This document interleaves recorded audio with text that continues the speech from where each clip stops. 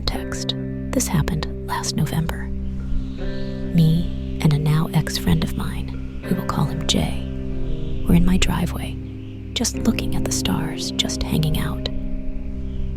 Across the street from my house is a fence with a large open field and woods behind it. Me and Jay were just talking when we looked across the street at the woods and saw a small orange light. We discussed it and decided it was probably just someone walking around with a flashlight. We had dismissed it for a while and continued talking about many things before I looked back at the orange light and noticed it had never moved from where we last saw it.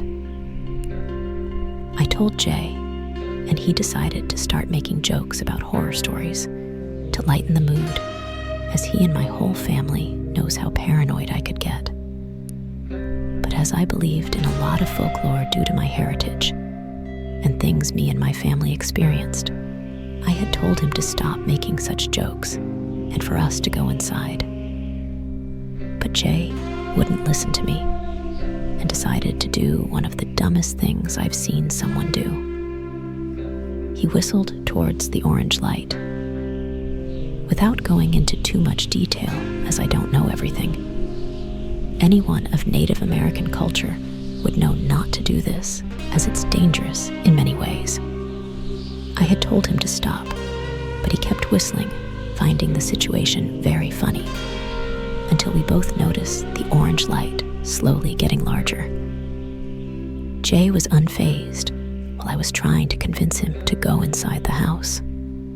He laughed and said it was probably nothing, and I was just getting worked up over something that isn't a big deal, until we both heard it.